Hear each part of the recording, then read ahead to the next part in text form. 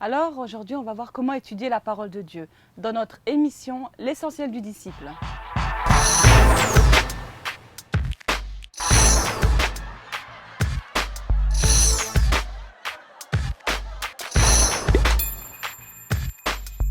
Ah là là, comment? Je comprends pas pourquoi, mais Dieu m'inspire tout le temps et à quel point je comprends tout. Je comprends pas pourquoi je comprends tout, le contexte, etc. T'as vu le message que j'ai apporté et Franchement, ils sont ça y est, tous repartis de la soirée. Je te dis mais pas. ça va tes chevilles, elles gonflent pas trop, ça va? Non mais comment L'orgueil, le ça va? message que j'ai fait hier, Mais Saïd, j'ai apporté un message écoute-moi, et je l'ai remis dans le contexte. je vais te J'ai dire quelque défini chose. tous les versets et la plupart ils étaient tous je impressionnés. peux te dire quelque Ah, ils chose étaient sans vouloir te impressionnés. vexer, avec Quoi? tout le respect que je te Moi j'ai dois. pas fait d'école biblique en plus. Saïd, t'étais à côté de la plaque hier. Et pourquoi j'étais à côté T'étais de la plaque? complètement à côté de la plaque. Parce que t'étais là, tu leur disais des choses, ils étaient contents, ils t'écoutaient, ces hypocrites.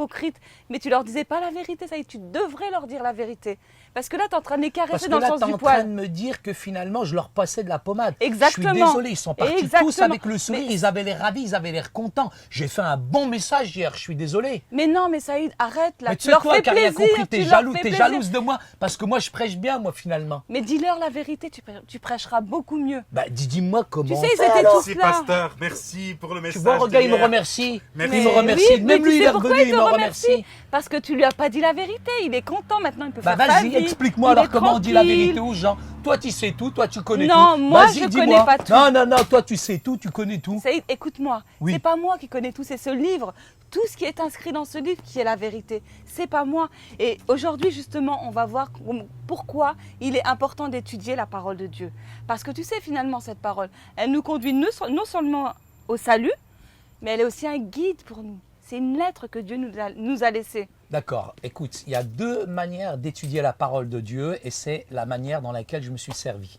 J'ai pris le texte, je l'ai médité pendant une semaine et enfin j'ai réussi à sortir un message et j'ai étudié encore une deuxième méthode, c'est celle de la concordance. J'ai pris toutes sortes de versets, d'autres Bibles et je les ai comparés les uns avec les autres et avec ça finalement, c'est ce qu'on appelle le Lectio Divina, j'ai fait un message époustouflant. Et toi, là maintenant, prétentieuse, tu es en train de me dire que finalement, j'étais en train de les caresser dans le sens du poil. Eh bien, je crois que la meilleure méthode, c'est vrai qu'il y a aussi la méthode inductive, Fatima, c'est d'étudier la parole de Dieu et d'essayer de découvrir finalement ce que l'auteur a voulu dire dans le verset. C'est-à-dire que tu prends le verset, tu le remets dans son contexte et il ne faut pas en faire un prétexte. Mais là, j'ai réalisé écoute-moi, finalement Saïd. quelque chose. Tu me Ouais. dis que je les ai caressés dans le sens du poil. Je suis pas d'accord avec toi. Tu sais pourquoi?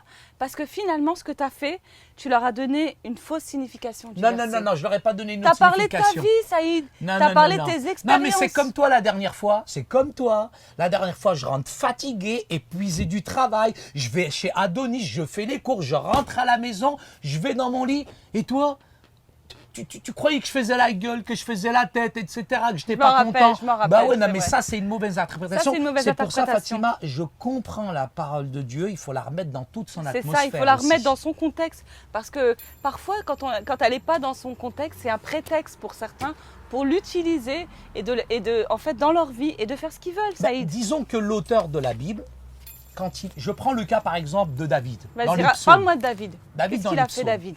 Il a dit certaines choses dans les psaumes, Ouais. mais si on Mais ne il en a remet écrit pas dans tellement. le contexte, finalement on va le condamner, on va le juger. Mais lui, le pauvre, passait par de telles douleurs et nous on le voit remercier le Seigneur. Il dit « Oh mon âme, bénis l'Éternel ». Il commande à son âme de bénir l'Éternel. Mais il faut remettre ça dans le contexte, c'est qu'il est épuisé, fatigué et il est en train de se motiver lui-même. Ça, c'est bon, Saïd, ce que tu me dis. Il faut toujours remettre un verset dans son contexte.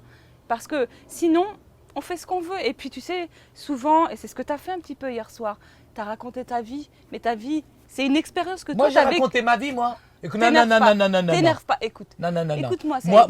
Moi, j'ai pris la Bible, Ouais. je l'ai écoutée, j'ai lu le passage plusieurs fois, et puis j'ai demandé à Dieu de me donner la signification de ce passage-là. Mais à un moment donné, tu as raconté une expérience qui t'est propre. Et ça ne veut pas dire que Malek, Patrick, Élie et tout ça, ils vont vivre la même chose, Saïd. Ça, c'était une expérience personnelle que tu as vécue. Je comprends. Là, je comprends que tu veux Écoute. me dire que ce que j'ai fait passer, c'est sur mes propres sentiments, C'est ça. plutôt que d'interpréter la parole de Dieu. Alors, on peut raconter des expériences, Oui. mais on n'en fait pas parole d'évangile. Bien sûr. Parce que là, c'est ce que toi, tu as vécu. Et moi, je te dis une chose, quand on mène une étude biblique, il y a 3 choses qui sont importantes. La première étape, c'est l'observation. Et là, on entend et on lit la Bible. Et tu essaies de trouver quelque chose qui en ressort au travers de cette lecture. Ensuite, la seconde étape, c'est l'interprétation. Et là, tu découvres la signification du passage. Ensuite, il y a une troisième étape, Saïd, c'est l'application. Comment je peux l'appliquer, ce passage, pour ma vie personnelle? Comment je peux l'appliquer au quotidien? Je pense que l'observation, elle est essentielle, mais je crois que c'est la signification du texte. C'est pour ça qu'il faut se poser cette question, qui, quoi, quand et où, pourquoi, Fatima, tout simplement. On pourrait commencer par la question « qui ?» Donc là, quand on se pose cette question, on se demande qui a écrit le passage. Bien sûr, on pourrait commencer par la question « qui ?» Donc les questions qu'on pourrait se poser sont « qui a écrit ce passage ?» Quels sont les personnages? Et finalement, pourquoi ce passage a été écrit? Écoute, je vais prendre un exemple biblique, Saïd. C'est Romains 12, les versets 1 et 2. « Je vous exhorte donc, frères, par les compassions de Dieu, à offrir vos corps comme un sacrifice vivant, saint, agréable à Dieu, ce qui sera de votre part un culte raisonnable.